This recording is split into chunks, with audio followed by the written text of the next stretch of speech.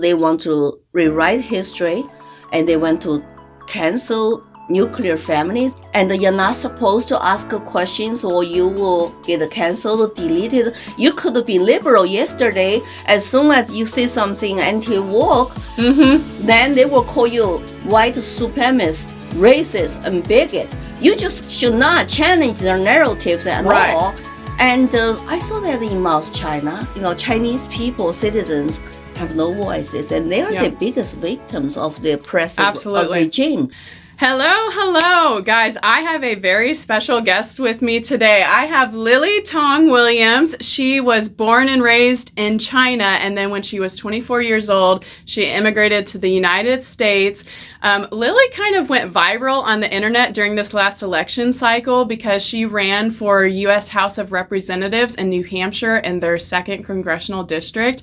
And Lily is here to talk about the effects of communism and how communism is kind of creeping into American culture. And one thing I really loved that was on her website, she said, "I grew up under Mao's Cultural Revolution in China and fled communism for the freedom of the United States. Now I fear that the country I love is becoming the country I left." So without further ado, Lily, hi. Welcome to the podcast. And I would love if you can first just tell us your background, who you are, where you came from, what you're doing now. Well, it's my pleasure to be on your show, and my actually first time to visit Tulsa, Oklahoma. Yes, people welcome. are wonderful. Yeah, we love her. Yeah, like you said, I was born in China. I went through 10 years a Mao's Cultural Revolution, and as a child, and lived in China until I was about 24 years old, and I was actually a faculty member of a law school, prestigious university in Shanghai. And I realized I could not be happy. I could not be free in China. So I managed to come to the United States to attend a graduate school. And but my real purpose is to escape and don't want to go back and live in a totalitarian regime. So I appreciate all the freedom I have in this country, including the freedom to speak up and freedom to travel and to associate, and I'm just living American dream. Okay, now you told us last night, she spoke at an event here in Tulsa, and it was amazing, but you told us the first time you really heard about the idea of freedom and personal liberties and being endowed by our Creator. Can you tell us that story of how you met an American while you were still in China and how it began to change your mindset? Yeah, I remember that I was a third year in college, and the dancing parties were legal now. I mean, like back then, it's like at the beginning, like you could not even have dancing parties for college students. And that was in the 80s. And they started to lift, restrictions. And I went to dancing parties, and I met a American exchange student. And he asked me to go visit him. I have something special from U.S., and I was curious. I thought it could be like an art piece or something, But instead, he showed me a pocket. I mean, now I know it was pocket constitution. I even did not know. I said, "What is that?" He said, "Oh, this is our founding document in America. Have you heard about the Declaration of Independence?" I said, "No." And then he my English was not good enough. Sure. He had to read very slowly. Just the first, like most important, I just remember most important paragraph is, all men are created equal. And I had to ask him, I said, "I don't understand." And then he said, "Hey, you natural rights and inalienable rights coming from your creator, God, not from government, but just by being you, by being the individual person like you. It doesn't matter your skin color, you're Chinese, and you have, this rights come from God." And I think my light bulb turned on, and the individual rights, it's like I never heard of that concept before. Right. So my light bulb turned on, I never turned off. And he put America and the individual rights, liberty into my head. And because I was looking for something in college, because I did not like the regime, and I woke up after Mao's death, and I was searching for truth. But what was I searching for? I think that moment, like I found it in college. And in China, it's like, so that just opened up my brain. It's like, someday maybe I would love to come to this country where I have guaranteed rights. If I had to give up China, that time I did not give up on China yet. I wanted to still, become a graduate of law school and change China to a rule of law country. And I was always kind of ambitious and patriotic. Me too. And then I had to give up when I became a faculty member, worked there for 3 years, and I realized I could not be happy. I could not be free. It's one-party dictatorship. And all the hammers come down my head after I become like an employee of the state, basically, because they control all universities, all the schools. And I start to basically look up that shining city on the hill, how to escape.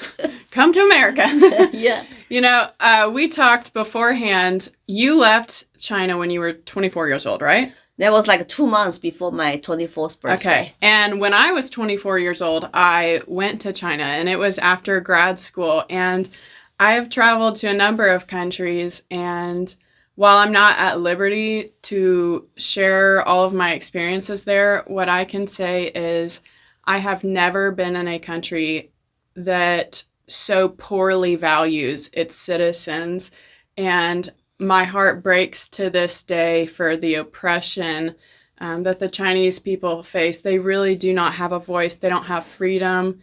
They are watched constantly. There's secret spies everywhere, and there's police everywhere, and there's so many cameras. How many cameras did you say are around China that are monitoring its citizens?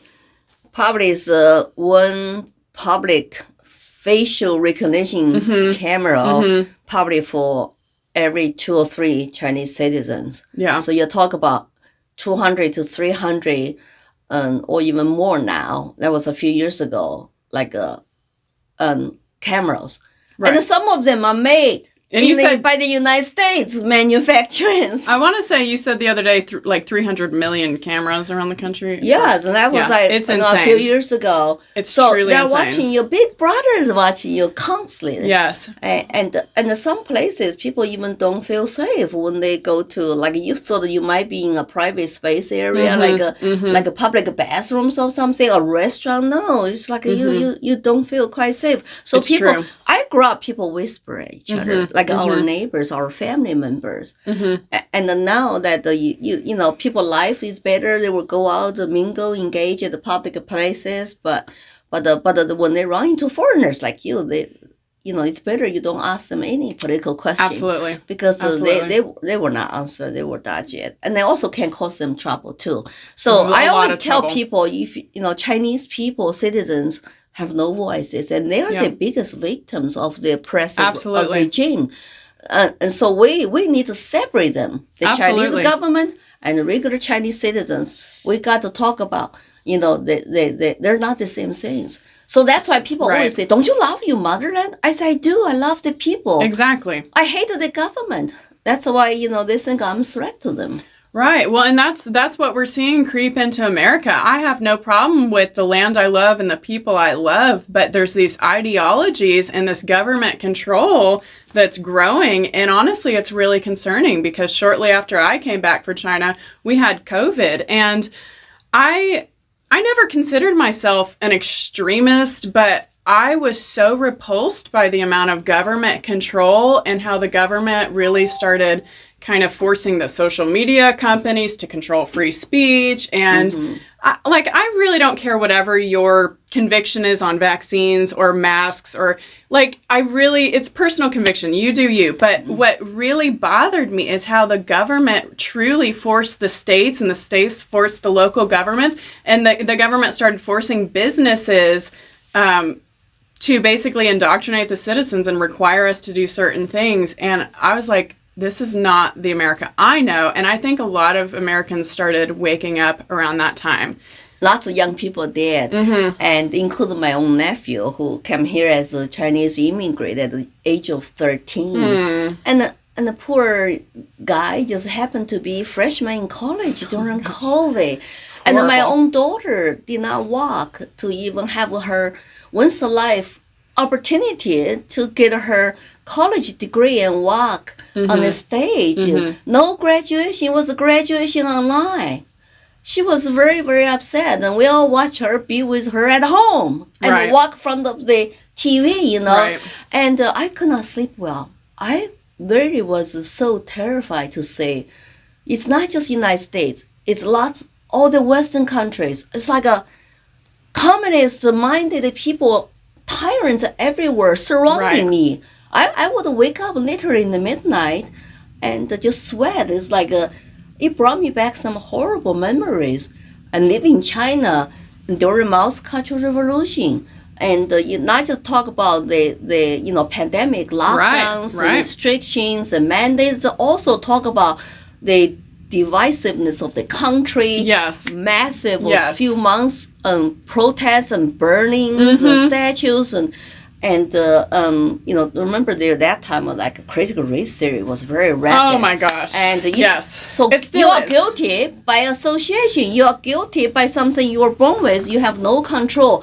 I see that clearly. It's the identity politics and the divide citizens Right. to fight each other. There is a certain agenda to push for that, but lots of our citizens bought into that. Mainstream media becomes state media, propaganda. Right, exactly. Yeah, It, I recognize those before because it's like it just looks familiar and sounds similar, and I cannot sugarcoat it. I become terrified, Sure.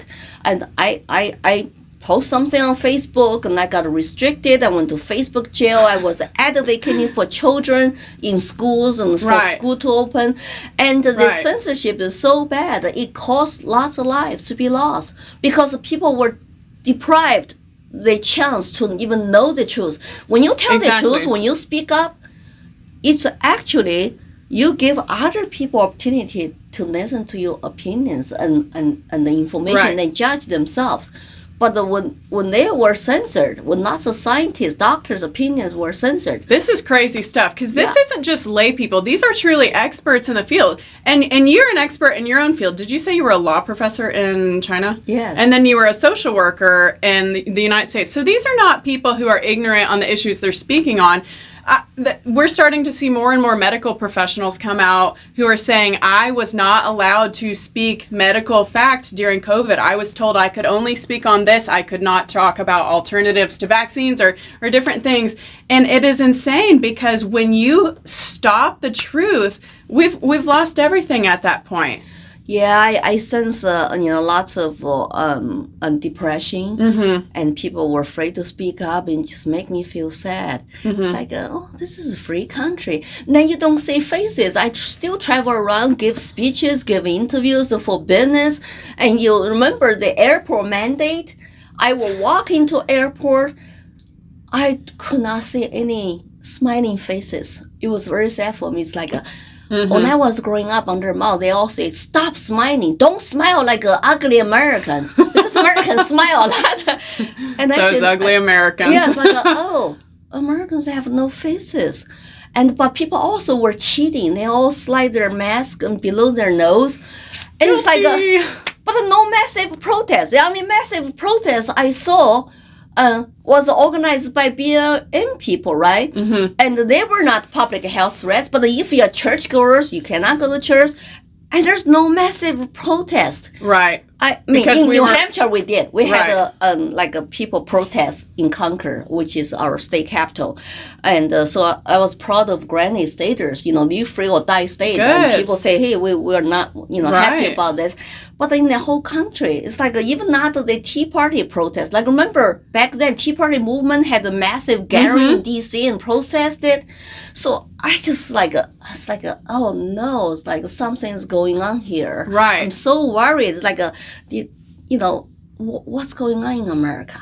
So that brings me to another thought I have, which we both have a social work background and I have a political science background. And one thing that was really interesting for me when I was in grad school here in Tulsa, well, I would say all through my college education, but especially in grad school, and this was all pre-COVID, I was definitely a religious and a political minority as far as my values and my belief system and my perspective. And I ended up losing academic credit in grad school because I refused to get behind just the woke ideology. You know, they were really shoving DEI and white privilege and critical race theory and just all of that stuff. And I remember, even though I told you this the other night, even though I was a very outspoken person, I felt very silenced and honestly just afraid to share my opinion because I felt like I was alone in it. And for several years after grad school, I did not have the courage to start speaking out against the mind virus because I was afraid of losing my professional credentials, losing my professional reputation. But I think we have a change in the trend, a change in the cultural narrative, and all of a sudden, I know I'm not alone in this, other people are rising up and finding their voices again. And whereas early COVID, not all of us had the courage to speak out, I feel like all of a sudden the conservative voice is rising back up again with a fury. And we're like, no, we are taking back the public narrative. We're no longer going to be silent because so much has changed in our culture overnight. And it's like, okay, this is many straws too far for me. Like, you have pulled my last straw. You have transgenders competing in the Olympics. You have minors being allowed to get surgery changes without parental consent. Like, so many things have changed in such a quick amount of time that there's just this indignation inside of me, and I know it's going on across the country. So can you kind of speak to that as far as just the change in narrative? And yeah, we're just fed up. Well, Chinese immigrants like me who survived Mao's Cultural Revolution, we made a 10 minutes video on my YouTube channel, Lily Tang Williams. We call that the American Cultural Revolution. There is this push, this agenda, this woke cancel culture remind us they are using similar tactics to basically they want to rewrite history, and they want to cancel nuclear families. They want to turn neighbors' families against each other and cancel women. It's ridiculous. It's like use this identity politics to divide American citizens, and you're not supposed to ask questions or you will get canceled or deleted. You could be liberal yesterday. As soon as you say something anti-woke, then they will call you, right-wing, white supremacist, racist, and bigot. You just should not challenge their narratives at all. And I saw that in Mao's China. Remember, he divided people into 5 black classes and 5 red classes. They all look same, Chinese, same skin color. So what? There's no racial conflict. But still, 10 classes. It's a classical Marxist struggle theory. But in this country, they just use race and use skin color and use gender. And push down on school kids. This massive indoctrination. So our kids in some New Hampshire high schools were feeling very depressed. Oh, I'm a white boy. I'm supposed to examine my hidden privilege and bigotry and racism. It's like something you cannot control. You are born with. And I totally reject the leftist 1619 project, which is anti-American, rewrite history, and reject this critical race theory, DEI. It's all divided people by skin color, by race. But they don't talk about diversity of thoughts, ideas, ideologies. Right? Come on. They couldn't call me white racist. Yes. All this talk about acceptance and tolerance, except for acceptance and tolerance of other perspectives. It is insane. And one of the things I really just couldn't get behind in grad school, and this is something innate inside of me, they try to tell you this lie that you are either oppressed or you are oppressor, and you can never rise above that. I remember I was in this women in politics class, and it was teaching all about feminism, and there were 2 men in the class. The rest were women. And to be honest, Lily, growing up, my parents always empowered me as a woman. My community always empowered me, and I always had this mindset that I could do anything I wanted to do. It was not until I took that class that I started realizing how horrible men were, and I started feeling, oh my gosh, I am belittled because of my gender. To this day, I try to think, before grad school, did I ever one time feel oppressed for my gender? I can't remember any situation because my parents didn't hold me back, and I just had great opportunities. Now, you and I, we're social workers. We do understand that racism exists. We do understand that sexism exists. But those words have become so cheap because we're calling everything racism now. And we're calling everything sexism It's called now. a system. Right, right. Oh, the whole system. Right. So that justify their actions, their policies. Let's bring the whole system down because America is a systemic racist. Well, how did we have Obama as president? How did we have Kamala Harris as a vice president if America is systemically racist, right? I just reject that. I've been in this country for 36 years as a Chinese immigrant and turned American citizen. I achieved so much in this country by coming here with $100 borrowed and got my degree, got married, started my own business, and made something out of myself, have financial freedom to speak up and to travel around the country, educate people, and then even run for Congress, become nominee of a Republican Party in white New Hampshire. But the white liberals still call Republicans are racist. Trump is racist. I don't think so because, hey, I'm a Chinese American. You are white. So I'm the people of color. And but I won the nomination of Republican Party, and my runner-up is Indian American. So two of us were front runners. They proved to you Republican Party is not racist. You stop watching the CNN, MSNBC, and all the social media indoctrination videos. Be able to think for yourself. And then if you talk to the minority people, I have lots of people, friends from all walks of life, all skin colors. We don't feel oppressed in this country. I can go anywhere I want to. Did you guys I can hear do that? Anything. Yeah. My husband will tell you, oh, no. She does whatever she wants. I'm the one who's oppressed at home.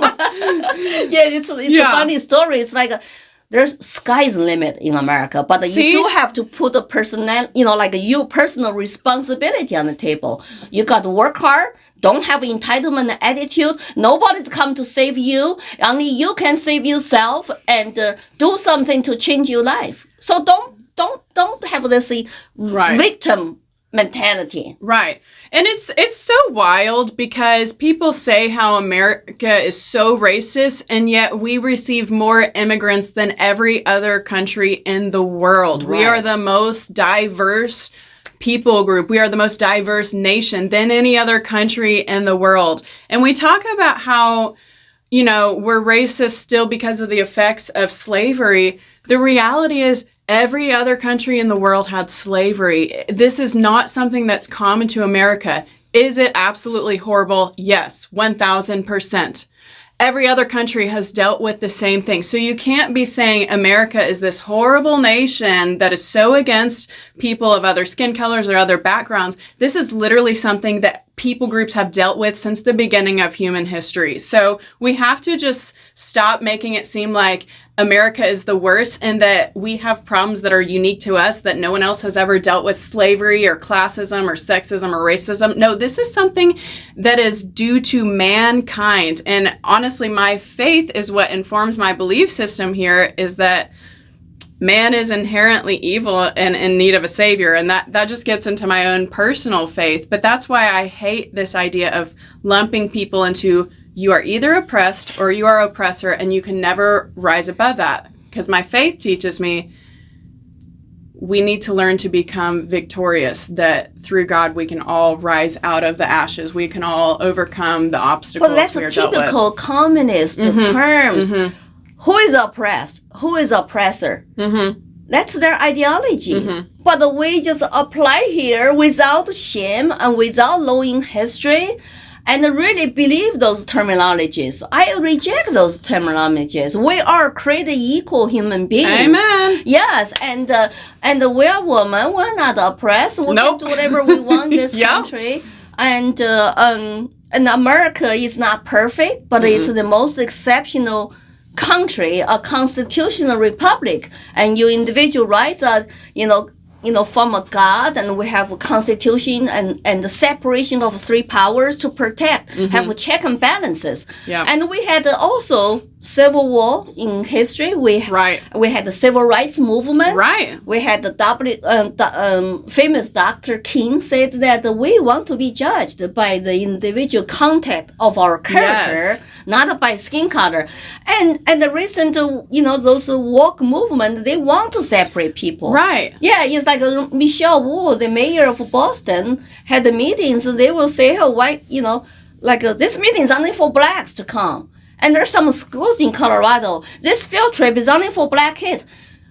Remember, in history, it's the Democrat Party. It's a party of racists, party of KKK, and party of separation. It's not Republican. Republicans were revolutionary people like Lincoln who actually fought against slavery and get rid of it eventually. In this country, we have come a long way as a republic, and we should all mingle. I have an interracial marriage, and our kids are half Chinese and half white, and you tell me which category do they belong to? I don't care. Are they Americans? Are they the oppressed or are they the oppressor? This is why it is absolutely ridiculous. You take any mixed kid.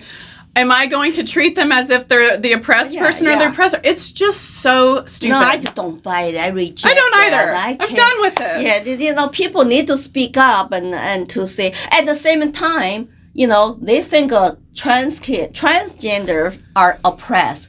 But what are they doing in women's sports?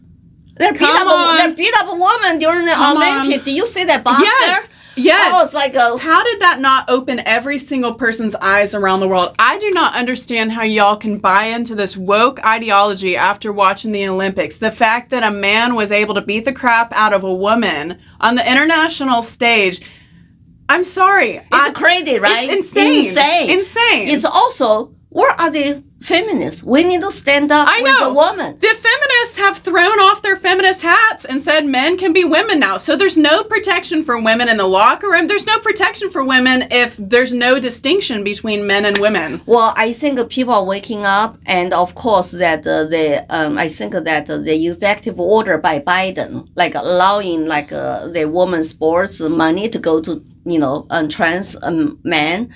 And that incentive is gone. And also lots of red states are passing laws to say you cannot, remove body parts of a minor, because that's a child abuse. Because minors, child abuse. Children are vulnerable today. They need the protections, and they need parental protection, but also the government protection.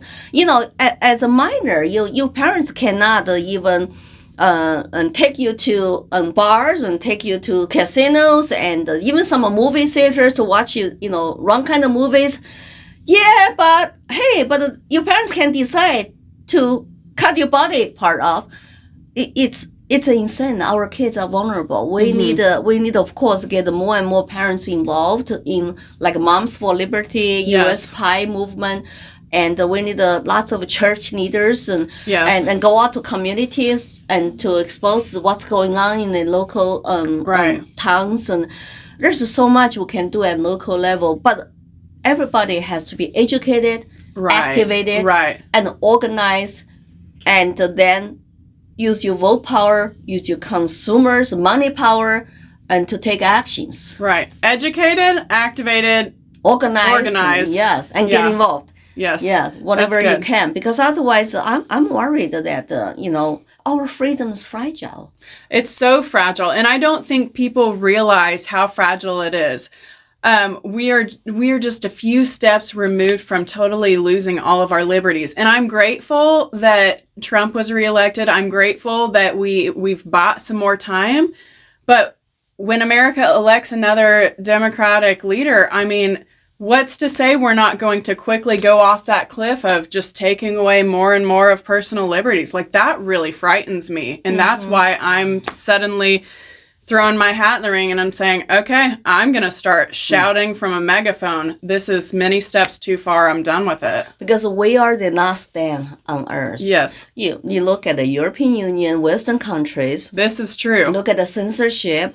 And they don't we all speak our mind on X, and they want to fine X. They want to censor speech in Brazil.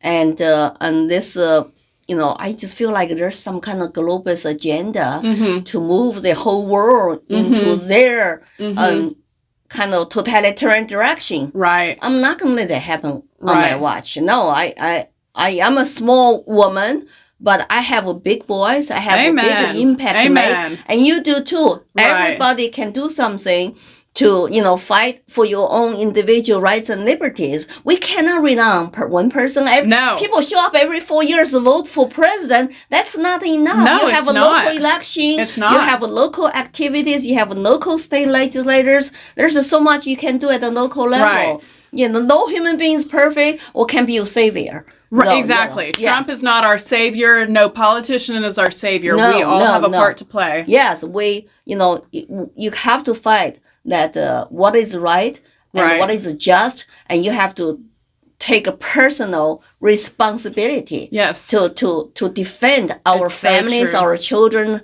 and our individual liberties. It's so true. Now, Lily, you touched on something a bit ago. You talked about the role churches have to play. And something that I have seen, this gets into denominational ideologies, but a lot of churches believe that they should not be involved in politics or social issues, that they should just stay out of that, separation of church and state. And there's this fear that if they say anything political or if they get involved in the civic process, that they're going to either be arrested or pastors will be pulled from the pulpit. And we're seeing this in other countries, and American churches and pastors really fear to get involved. But tell us why it's really actually important for churches and other community organizations to get involved. I was so worried because I discovered it's like, wow, half the churchgoers don't vote. It's insane. Yeah, and they keep their head down. They only do their church thing, and because they're worried about their nonprofit, the tax exempt status, and they don't want to get involved in those issues.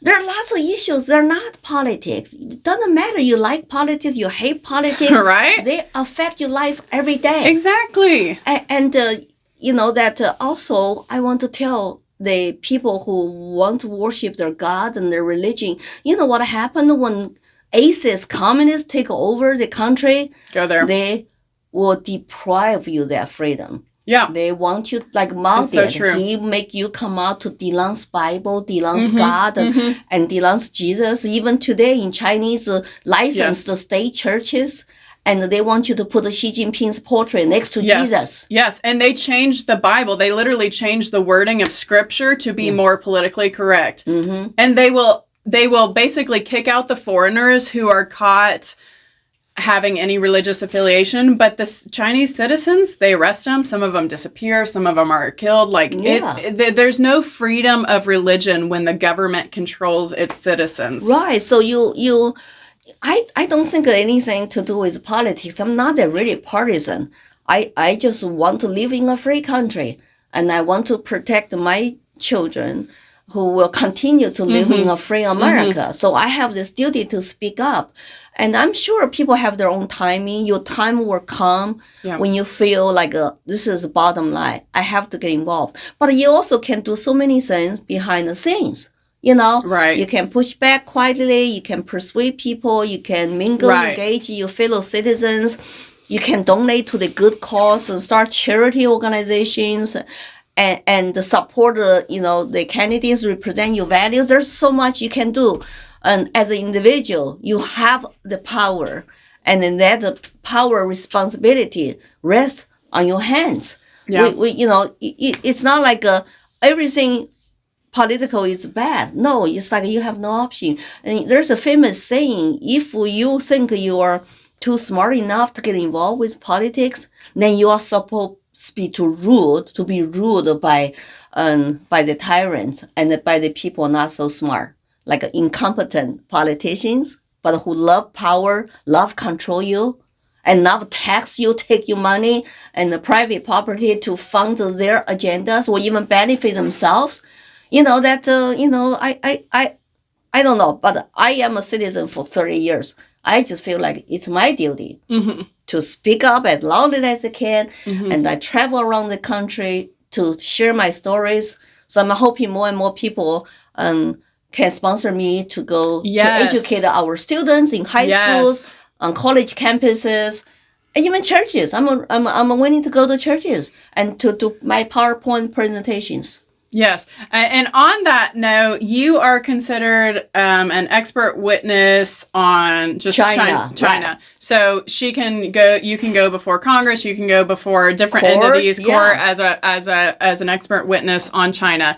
And as she was mentioning that she can go into different communities and speak, if you want to look Lily up on Facebook, it is Lily for Congress. Lily, the number 4 and Congress. That's Lily. And then on X, her account is at Lily for the number 4 Liberty. Lily for Liberty. On Instagram, her name is Lily Tang Williams. Lily Williams. And then on YouTube, you can find her also at Lily Tang Williams. So you're just going around the country because you care about fighting for the freedoms for your family. Mm-hmm. I just feel like it is my duty. I'm on a mission to tell my stories and how horrible, evil the communism ideology is, and socialism too, because socialism will lead to communism. And once they achieve that communism, then you will lose your voting rights too. Say 1.4 billion Chinese have no voting rights. Hong Kong people lost that right too after they took over. So that's just happened 2 or 3 years ago. So that, as I said, every human being can do their part to defend your own freedom. Nobody's come save you. It's like if you want to change your life, if you want to be free and happy or even become rich in this country, guess what? You are the most critical person to make that happen. I did it by myself, come here with nothing. I'm sure anybody who was born in this country, especially our young people, there's nothing stops you. Don't blame on other things. You know, look inside what you can do today. Yes. Yeah. And I don't want to have like an unnatural pride in America, but the reason we love living in America is because America is a country of the people, by the people, for the people. America was basically founded on breaking free from the British tyrannical rule, and we wanted religious freedom, we wanted political freedom, and I'm so glad that other countries are starting to wake up to that, and they are cultivating their own democratic republics. Guys, we have something special here. It's not that we are just these arrogant, cocky Americans saying we have a perfect country. No, we understand that America is special because it is run by the people. And so we, the people, have to stand up and make our voices heard. And we have to start participating in civic activities, or else we won't have those liberties in a few years' time. So, Lily? Americans also want to add are the most generous people. And I'm involved in Lions Club and locally. Yes. And there's a food bank I donate every month. And so many people are involved in their local communities. And whenever there's disasters, there's a critical need, and people open up their wallet and they donate. So this anti-American agenda and culture pushed down on us, it's just not true. We need more and more people come out to say, you know what, we all Americans, we have so much in common. Right. We might disagree, but we can focus on common ground. Exactly. We can go help neighbor in need. We can go to provide the services, and whatever cause you want to get involved in and fight for.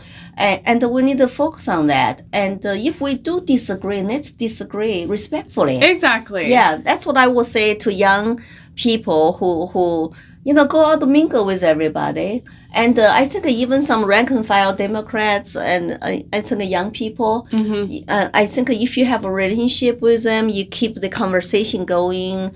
And I think build a trusting relationship. Then if something happens, they might come ask you a question.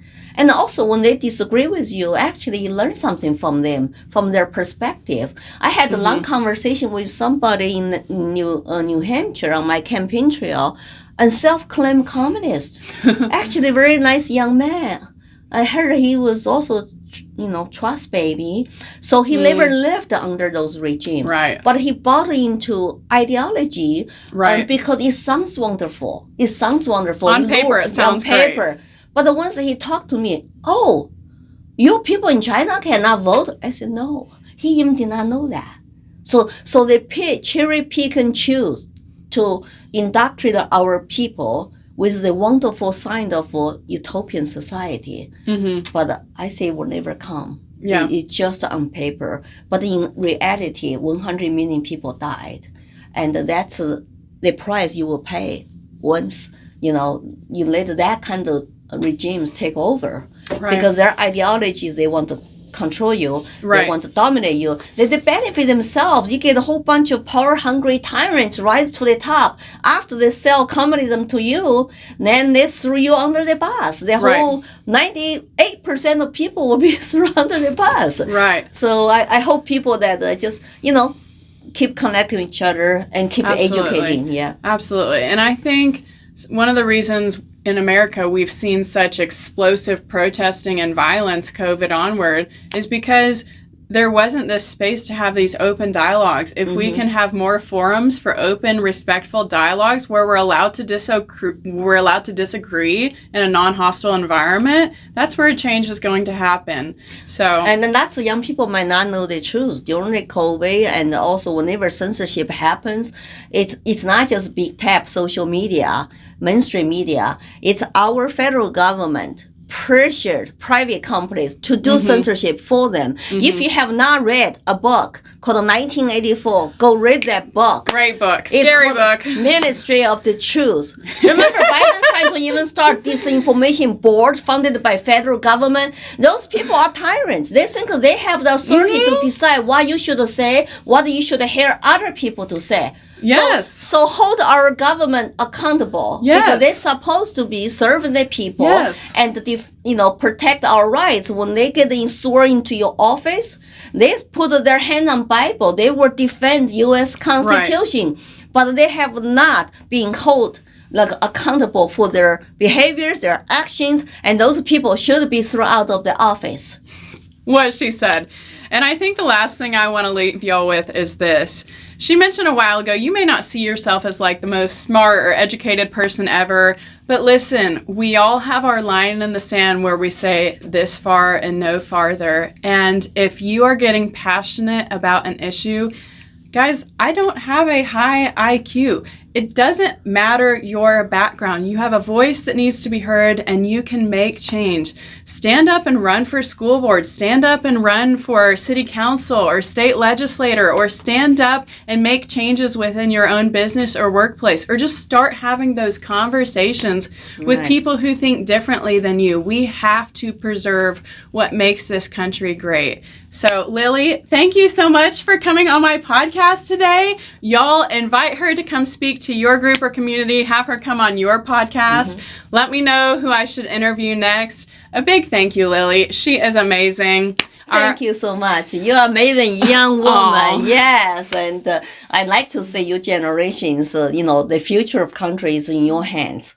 Young people, if you want to live American dream, and do something to keep that alive. Yeah. All right. Well, love you guys. Hope y'all have a good day. Let's make America great. Bye-bye.